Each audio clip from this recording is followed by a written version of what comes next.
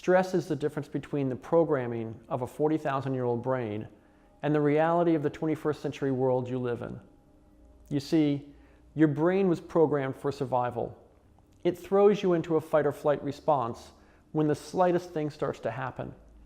The problem is, it still thinks it's living out there in the prehistoric world of 40,000 years ago. It doesn't realize that many of the things that get you nervous today aren't a life or death situation. Many of the things it takes as bad are actually some of the best things that could ever happen to you. And so in order to overcome the stress that results, we need to learn where it comes from and how to deal with it. Stress is the physical response your brain produces from the world around you. When you start to get a little bit nervous, your brain thinks it's an emergency. It refers to this fight or flight response that's wired into you. So it starts dripping a little bit of adrenaline and cortisol into you. That makes your stomach tight. That makes you even more nervous, and it starts to snowball. So the stress that you're feeling is actually your brain's response to something that's going on.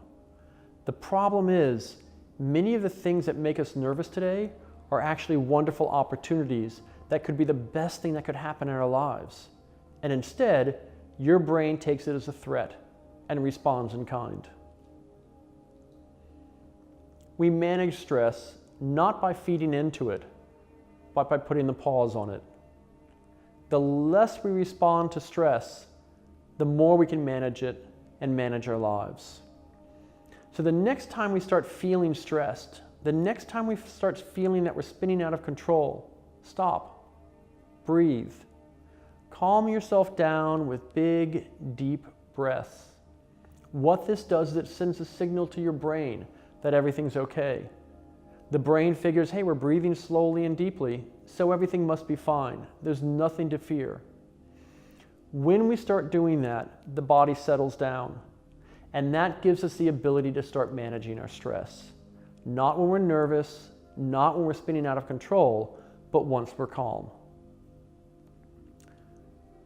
One of the most important parts of this whole process is letting go.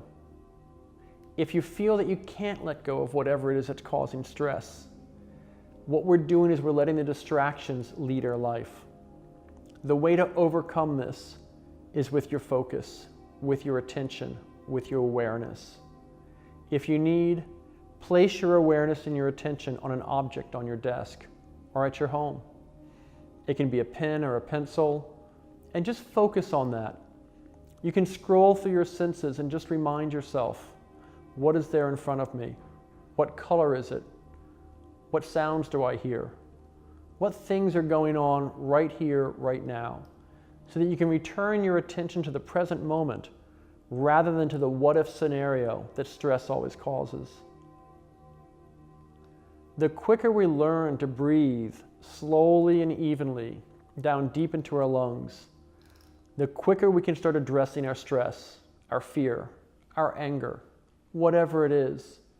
What it does is it takes out the emotional edge from whatever is going on in front of us so that we can start addressing the issues at hand, so we can start dealing with life.